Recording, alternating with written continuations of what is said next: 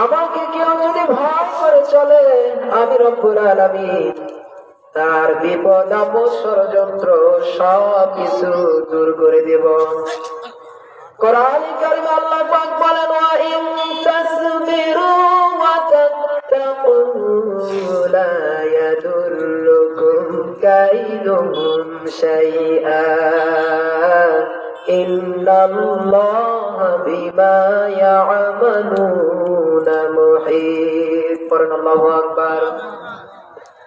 আল্লাহ পাক বলেন, যদি তোমরা ধৈর্যশীল হও আর যদি আমাকে ভয় করে চলো, আমি রব্বুল আলামিন তোমাদের যত বিপদ ষড়যন্ত্র সব আমি দূর করে দেব।